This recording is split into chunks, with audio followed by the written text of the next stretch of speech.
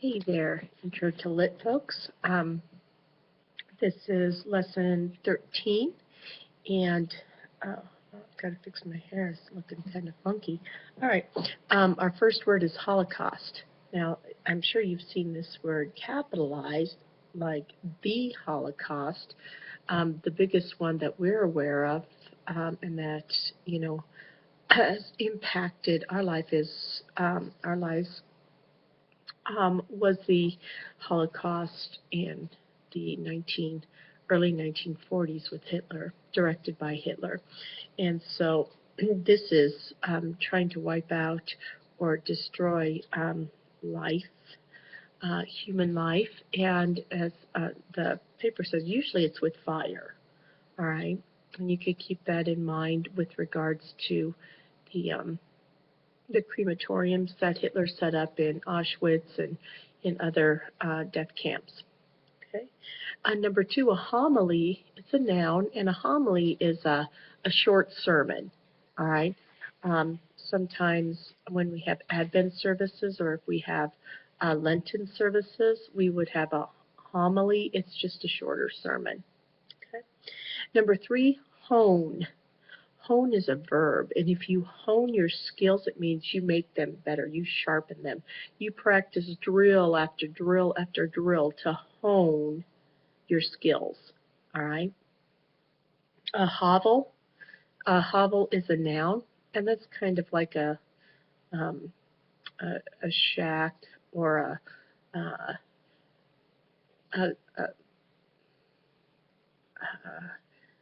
small living, a small dwelling that's kind of a dilapidated. All right, it is not nice and spacious or clean or anything. It's a hovel is kind of a shabby living small area. Okay. Humane. And we put that E on the end of human, and it turns into humane. But humane means to treat in a kind way. All right. The Humane Society, they try to make sure that animals are treated in a kind, compassionate way. All right. Hence the name. Imbibe. Now this may be a word that you're not familiar with. Imbibe means to drink in. All right. To drink in, to almost guzzle, all right? And then on the pages, especially with alcohol, but not necessarily, all right? You could imbibe yourself in the classics or with the classics. You could drink in the classics, the classic stories of literature. So don't, be set on it as just having to do with alcohol, because it's not. Okay. Imbue is a verb, and it means to fill up completely. If I'm going to imbue you with literary knowledge, all right, I'm going to try to give you as much of it as I can, a comprehensive look, give you some type of or some of all types of literature, okay, poetry, short story, drama, okay. Number 8, immaculate. Immaculate means a really, really clean. So if we had a degree, an analogy that had clean and immaculate, that would be a degree, because immaculate is so much more than just clean. In our house, we call it clean and then company clean, okay? Company clean means it better pass the white glove test, okay? Number 9 is impede. If I impede is a verb.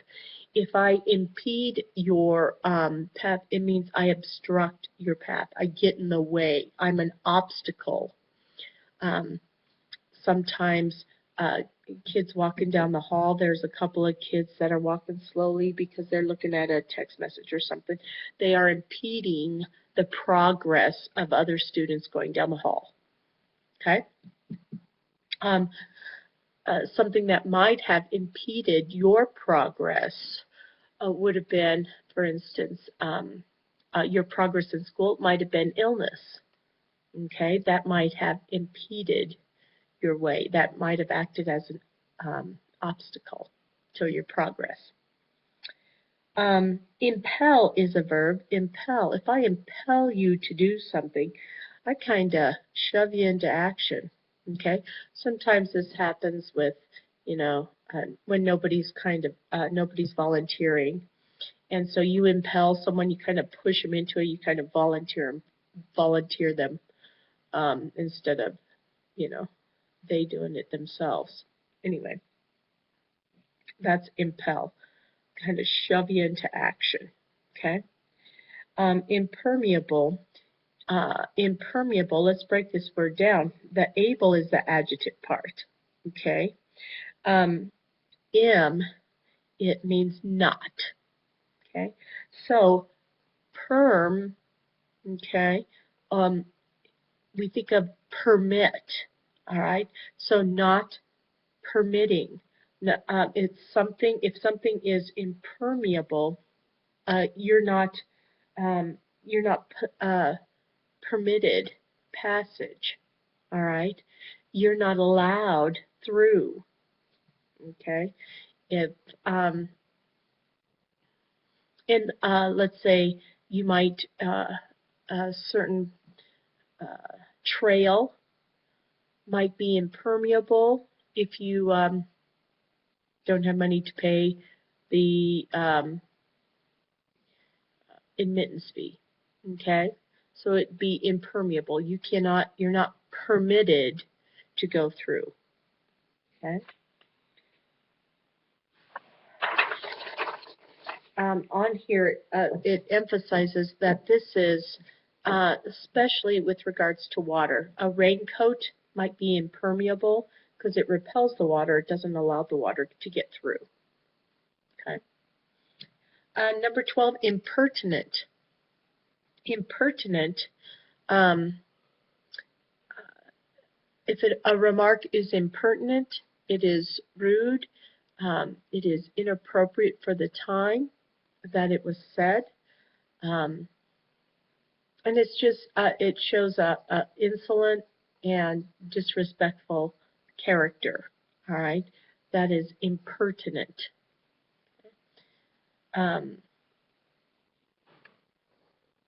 Number 13, imperturbable, all right?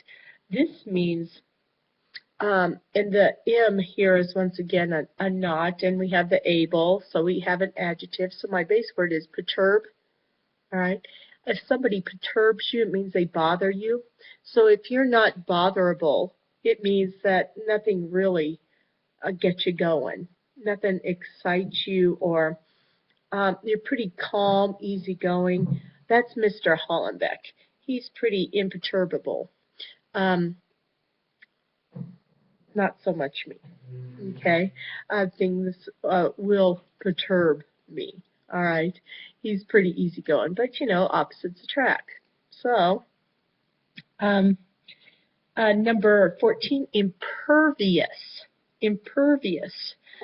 Very similar to, a lot of these are pretty similar in meaning. Impervious means nothing can get in.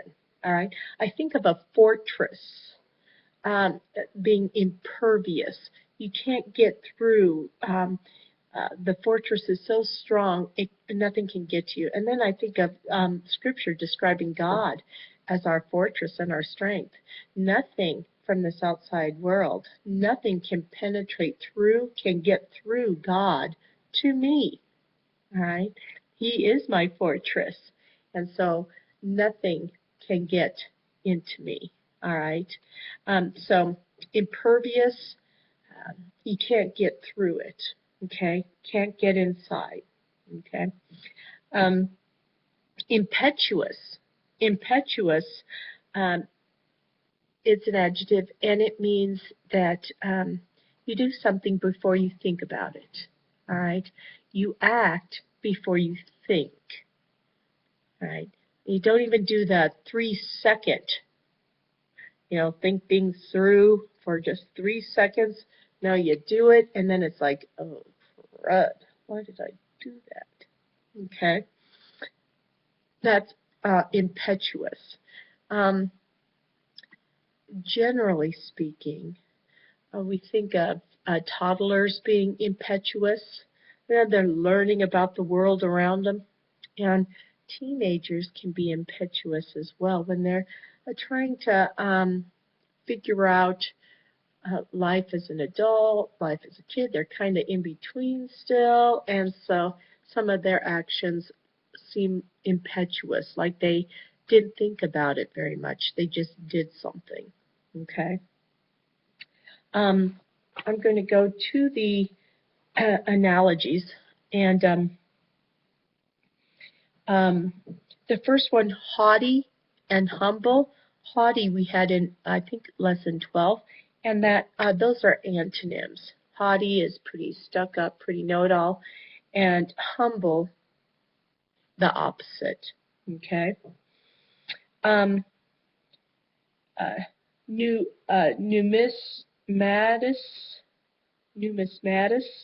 and coins. All right. This is a person who works with coins. So somebody who works with something. Okay. In number 3, grain and granary. You would store grain in a granary. So use that template. I would store the first word in the second word. Okay. A numismatist is, coins go back to 2. I believe they're a collector of coins. So let's use that template. I think it'll lead you to a better answer, the best answer. All right, that's a better template instead of works with. Okay.